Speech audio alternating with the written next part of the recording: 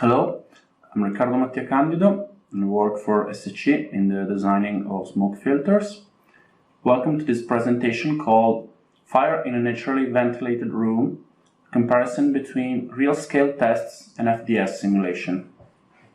This work is the result of the efforts of S.r.l, which designs and installs fire extinguishing systems, and Cantene, which deals with applied research and numerical simulation supporting the work of fire extinguishing systems designers.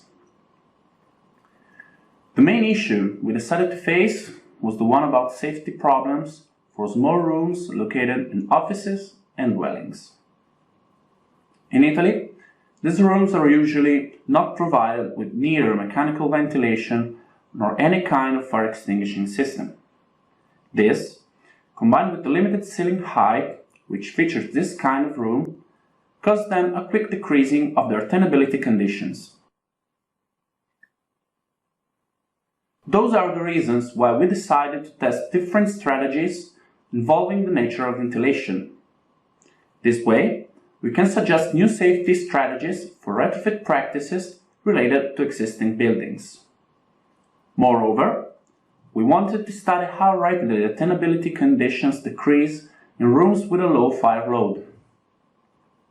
The goal of these tests was to observe the effects of different strategies involving the alternate opening of doors and windows, trying to define which are the most performing strategies. Then, we validated and measured data with the results of specific FDS simulations in which we modeled both the fire room and the corridor. Our main references were the NIST full-scale enclosure experiments of 2008 and the Dalmornock fire tests of 2005. The first one consisted in a series of 30 experiments inside an ISO 9705 fire compartment, while the Dalmornock tests were carried in a full scale in a more complex scenario than the previous one and with standard office furniture as a heat release source. S.r.l and Cantene carried out a series of empirical tests in masonry building from the early 90s. The typical floor consisted of an 18 meters long corridor with 4 office rooms on each side. The fire room was one of the office rooms, with an entrance door, 1 big window, and an average ceiling height of 2.95 meters. The technical instrumentation used during the test consisted in a thermocouple tree, oxygen and opacity sensors, smoke detectors, and a few cameras. We were able, therefore, to obtain data about smoke layer height, smoke temperature, and oxygen concentration. For simulating the fire event, we used a 6 kg pine wood crib located over an air-cooled pan as ignition source. The peak S.r.l was estimated equal to 100 kilowatts. We also used a smoke generator made by using S.r.l rolled cardboard in order to increase the amount of smoke inside the compartment. This represented the fire of a typical office furniture. For the real-scale tests, we considered 3 different scenarios involving different strategies in the opening of doors and windows. For the first one, we considered a sudden propagation of the smoke in the corridor after an initial accumulation in the fire room. For the second one, we considered a slow propagation of the smoke in the corridor since the beginning of the fire event, while the last one simulates the presence of an automatic natural ventilation system, which acts subject to the fire detection, the opening of the fire room window and the corridor door that faces the outside, to create an air recirculating. Temperature safety threshold exceeded in all scenarios after 8-14 minutes from ignition. The smoke layer height threshold in the corridor strongly decreased in all the 3 scenarios after a maximum of 5 minutes from ignition. Inside the fire room, in the first scenario, with both the door and the window closed, the room was rapidly filled with smoke. In the third scenario, though, where the window is open from the beginning, we have a smoke layer pretty higher than the second one, in which the window is totally closed. The opening of the window from the first phase of the fire event has hence showed a positive effect on the tenability conditions.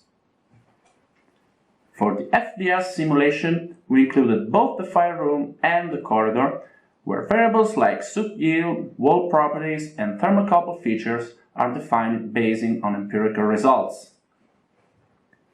Comparing the empirical data with the numerical simulation, those last ones tend to overpredict the smoke temperature, especially for the lower part of the smoke layer. As we can see in the picture on the right, in the second scenario, the temperature resulted from the simulation showed higher peaks than the test. In the simulation, the window opening caused an immediate decreasing of the temperature, way more than the value we measured on the field. This difference showed lower value in the third scenario, which is the one where the window is open from the beginning of the fire event.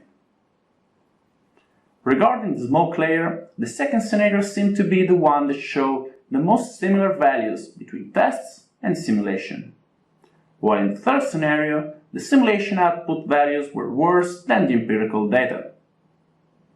In general, there was low correspondence between tests and simulation, probably due to the many difficulties in measuring the height of the smoke layer correctly, especially when mixed with the fresh air coming from the open window.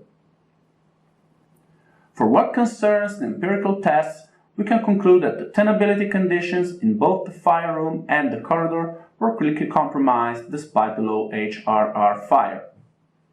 The first issue that affected the tenability of the environment was the low height of the smoke layer. However, we verified the positive effects of a natural ventilation system as we saw in the third scenario. Regarding the comparison between tests and simulation, in accordance with the Dalmarnock fire tests, we can see that there is a larger difference in the temperature of the lower layer than in the higher layer. We have also observed the existence of divergence between experimental and simulation results, in the instance following the opening of the window. We pointed out the importance of a sensitivity analysis of numerical parameters, such as soot yield, that are difficult to evaluate empirically. Summing up, we can also say that simulations generally give more conservative outcomes than the real-scale tests. The presentation is finished. Thank you for your attention. All right, so we've got a few people in. So there's a question here. Can you please discuss the grid resolution of the window opening and how that was determined? Okay. We didn't perform actually sensitivity analysis of on the grid resolution. We just use a value based on the characteristic diameter of the fire. Okay, so based on the d star over dx value that you used for the heat release exactly. rate, but not necessarily the window opening itself. Okay. Exactly. Any other questions?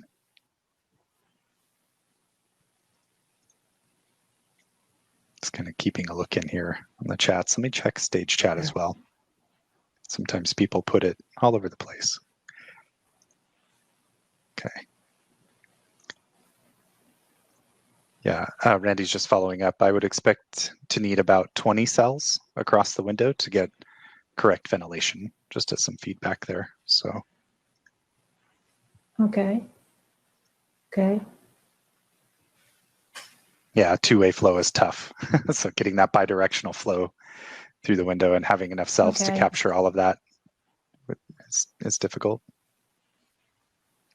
Okay. This is a good advice. So maybe we can keep it in mind for next calculation. And how did you take into consideration the change from well-ventilated to under-ventilated conditions? Maybe in our cases, the problem was the opposite, from under-ventilated condition in the second scenario to well-ventilated after the opening of the window. This was a tricky point. this was one of the points in which the numerical simulation and empirical results diverges more. So maybe this is another point that we can investigate more. Mm-hmm. And potentially, because that was a window opening issue as well, right? When it goes to well ventilated, was opening. With the Yes. the window may have an impact on that. Mm-hmm. Yeah. Yes. Anything else?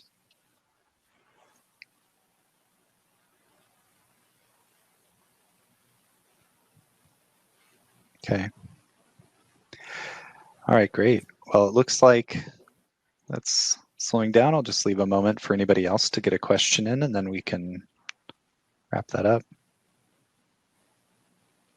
Okay, that's it. So thank you very much for being here. I appreciate you taking the time for the Q&A, and it's nice to see you. Thank you, and yeah, hope you enjoy the conference. Thank you. Bye-bye. Bye.